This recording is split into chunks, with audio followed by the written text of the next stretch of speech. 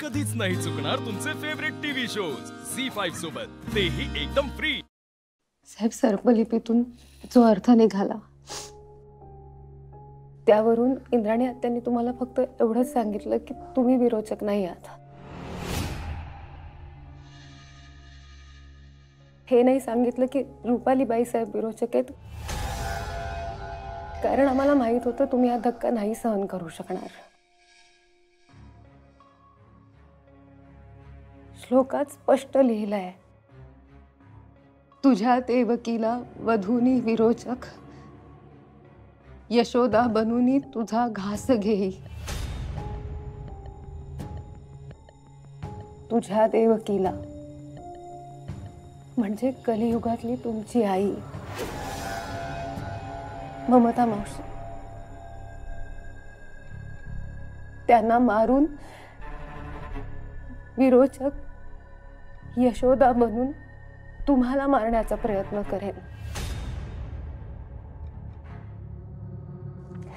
साहेब, यशोदा म्हणजे रुपाली बाई साहेब।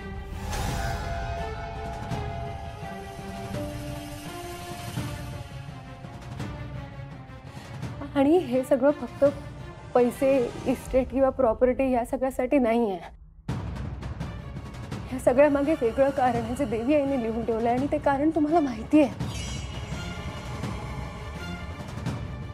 त्रेता युगात विरोचकाचा सेवक असून सुद्धा तुम्ही विरोचक आणि देवी आईमध्ये जेव्हा युद्ध झालं तेव्हा देवी आईची मदत केली होती, आणि तुमच्यामुळे देवी आईला नवजीवन मिळालं।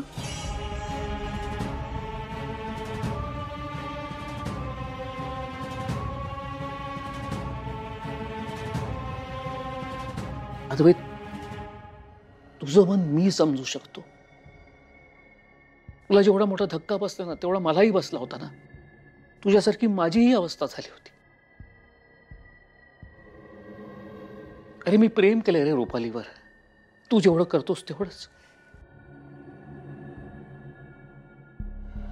आज माझं मन मला खातंय, कारण मी अशा बाईवरती प्रेम केलं जी राक्षस आहे।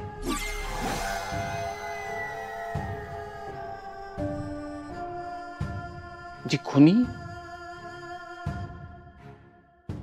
विरोचक, राक्षस आहे, जिने या कलियुगात जन्म घेतलाय तो फक्त लोकांचा जीव घेण्यासाठी।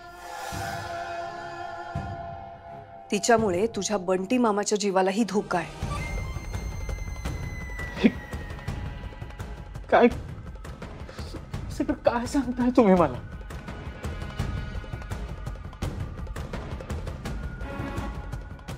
या अख्ख्या जगात माझ्या आईसारखी दुसरी पवित्र व्यक्ती नाहीये।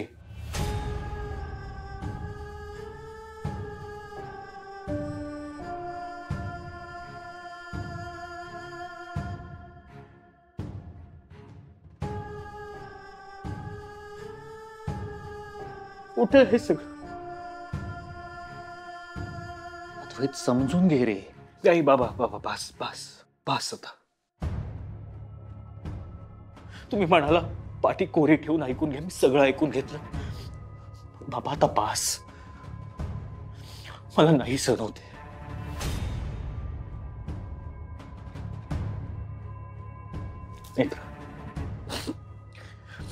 नेत्रा प्लीज थांबवा, हे सगळं मला नाही सहन होत। ठीक आहे, ठीक आहे, तुम्ही नका स्वीकारू हे सगळं। फक्त आम्ही म्हणतोय म्हणून काही मान्य करण्याची गरज नाहीये। पण एक कराल, आम्ही आता तुम्हाला जे काही सांगितलंय ना ते सगळं लक्षात ठेवा। रुपाली बाई साहेबांचं निरीक्षण करा, त्यांचं वागणं, त्यांचं बोलणं, त्यांची प्रत्येक कृती, या सगळ्याकडे बारीक लक्ष ठेवा।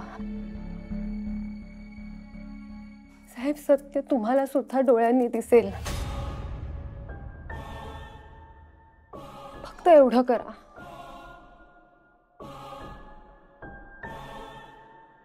आदी,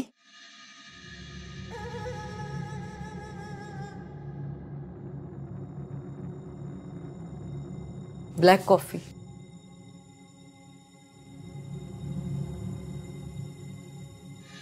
काय झालं असं का बघतोस?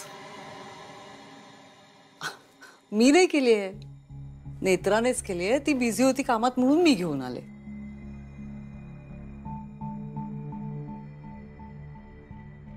घे, गार होईल.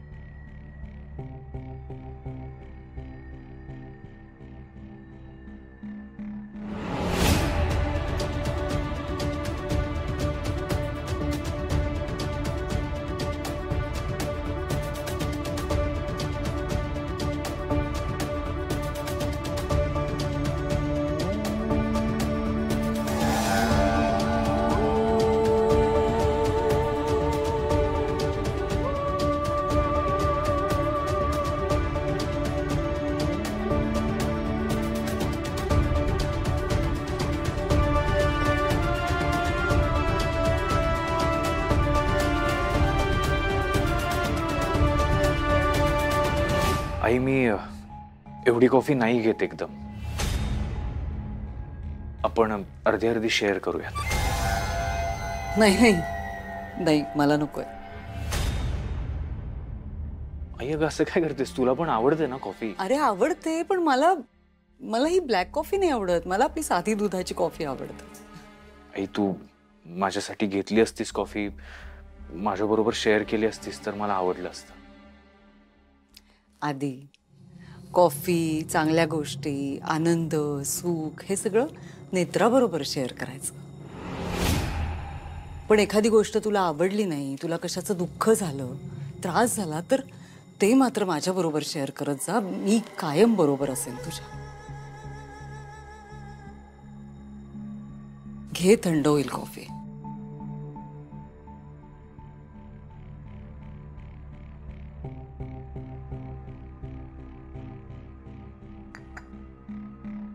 काय झालं?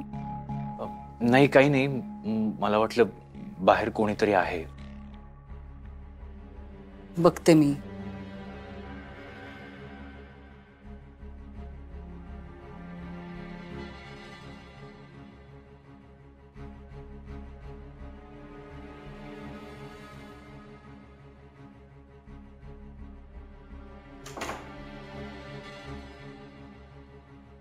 नाहीये आधी कोणी, आणि दरवाजा लावलाय मी आता. तू घे, कॉफी घे. म्हणजे मला बोलायचंय तुझ्या बरोबर. कोणी आलं तर बोलणं राहून जातं. तू घे, कॉफी घे, मग बोलूया.